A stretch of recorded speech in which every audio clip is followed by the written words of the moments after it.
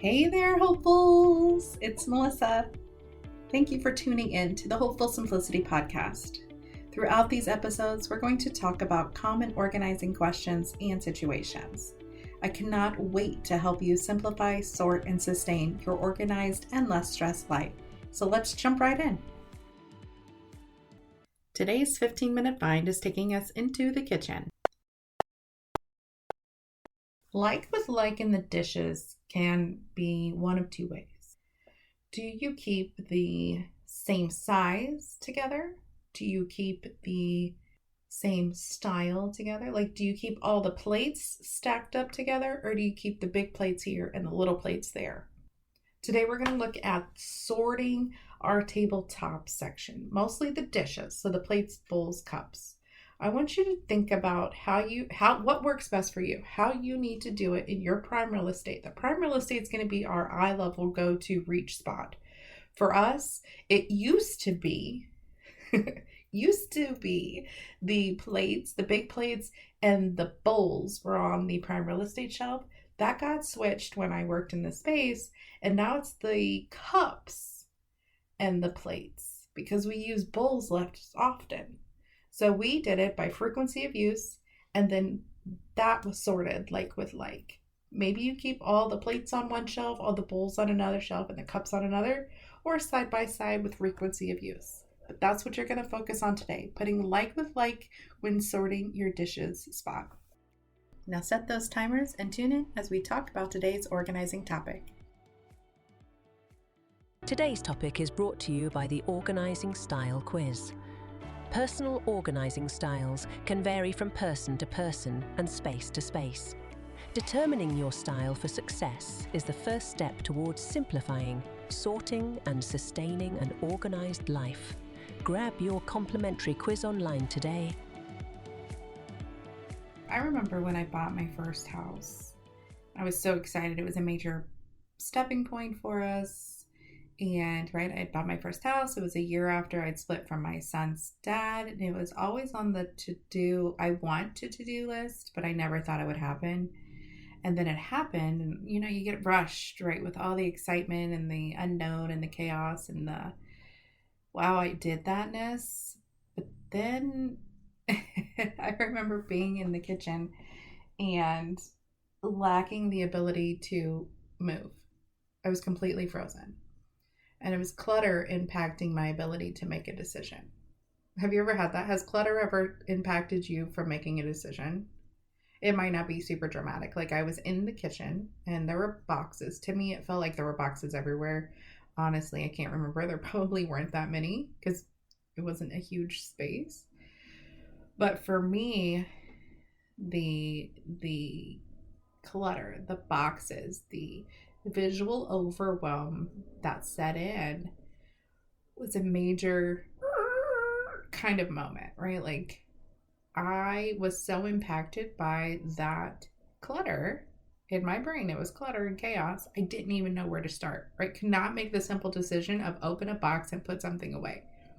It may have been this is all new and it's mine feeling, Like, oh, I actually own this place outside of paying the mortgage for the rest of my life. But it was, I don't know if it was that. I don't know if it was the visual overwhelm of so many boxes and none of them saying start here clearly on it. I don't know if it was the impact of having no specific, this is where this needs to go thought in my head, process in my head. It wasn't mapped out clearly. I don't know what it was, but I do know that those piles of boxes were definitely impacting my ability to make any decision. A couple of friends came over and saved me. Thank goodness. They're like, we're just going to put stuff wherever and you can move it later. And for some reason, that simple concept of oh, I can move it later.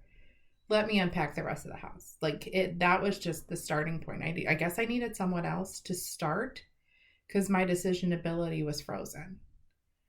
Another example I remember is I was trying it's kind of like a productivity thing. It's organizing my thoughts and to-dos in a way that makes them, more organized, more right in front of you. But the process encourages having it visually out, normally on the wall, the back of a door, or something right there, right? So you can go grab, oh, I've got 5-10 minutes. I'm going to go ahead and do this item. But for me, I did it. I followed the steps. I was a good student because I needed to do that. I did it steps by step, followed the plan. I loved the ideal of it. I loved how it's impacted others. I love watching the productivity move, and especially in business, it really helps me focus and plan things out, because when you have 50 tabs open in your head, you're like, okay, I'm going to do everything. Now what? Right? So it gave the ideal of what you needed to do and putting it step by step. But once I had a handful, a pad full, whatever full of sticky notes on the wall, my brain stopped. The ability to make a decision on how and when to start was broken. Like, it was, again, impacted because it was all right there. I could have easily gone, started in one corner, worked my way down or across. I know this. I am a capable being of knowing I can just pull that one thing off and get it done, and then go to the next and get it done, and rip them off as I get them done, right? It's like crossing off my to-do list. But the impact that visually seeing everything had on my ability to even make what seemingly feels like a simple decision, go pull one thing off wall, complete one thing, it was gone. It was the moving boxes all over again. But it was just in one space of my wall and visual to-do listing. Now I've adjusted that process to suit my personal organizing needs, so then I'm still getting stuff done. I still have an organized list of to-dos. I still have my project list detailed out, but it's not on the wall in front of me going, oh, I don't know what to do. Like, what do I do with all this? My decision abilities are now impacted to the halt point. And so those are just some signs that stand out for me. It's okay.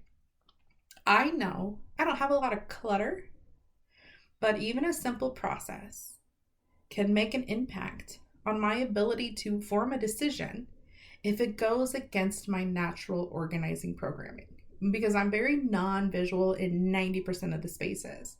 So if I have stuff everywhere, it kind of just stays like that until I lose my mind completely, or until I'm just like, I don't know where or how to start. I'm just going to start in a corner and work my way out. Or until somebody comes over and be like, we're doing this. Because the visual impact, the visual chaos, the outward clutter in my brain as a non-visual organizer is too much. It's to the overwhelming point of shut down my brain. Now that could be the opposite for some people. It could be, this is too empty. This is too, sterile feeling. There's not enough color and stuff out. And it could be like, oh my gosh, I don't want to touch anything. I don't want to break anything. I don't know where anything is. I don't have anything because I can't see it. So it could go both ways. Maybe you've got your clutter tucked away somewhere and you're like, okay, I feel better now. But it's recognizing that this situation is really impacting my ability to take a step, my ability to make a decision, or to do something. Where to start sometimes gets lost in the clutter. And it doesn't have to be dramatic, like moving boxes or a productivity process. It could simply be, I have 10 tchotchkes on that shelf, but I really like this one that I'm looking at the store, but there's no room for it on the shelf. So do I still get it at the store and deal with it when I get home? Do I have to move something from the shelf? Do I need to get a bigger shelf? Oh, can I layer them so I can still keep everything on there? Do I need to move the shelf to a different space and then add a shelf? Do I need to do it, right? See, all the questions can be rapid fire in your brain. And when you can't focus, when you can't easily answer a question, when you have 50 questions shooting off in your own brain's conversation, that's going to really impact your decision to move forward and to move forward clearly. I'm not saying by the 11th tchotchke and figure it out later. I'm saying, what's really happening here? Do you need to declutter? Do you need to reorganize? Do you need to reconsider collecting these specific knickknacks? I'm not judging or anything. I still have over 200 Funko Pops. Please don't misunderstand. But I am saying if that's making an impact inside your brain, either you're frozen like I did, or it's rapid fire questions happening and the ifs and whats and huhs of life, either way, that's an impact, right? Either way, something's making you go, or huh? In some sort of fashion. And so that's what I want you to look at. I want you to look at something when you feel like something is wrong. Something might be wrong. Is it the clutter blocking you from moving forward? Is it a process making the impact? While it was supposed to be great, you thought it'd be amazing, it made you halt. Is it moving boxes that are overwhelming because you're non-visual? Look at your space. I'm curious, like, have you ever had that impact moment and the decisions were affected by it? Today's episode was sponsored by the monthly membership group.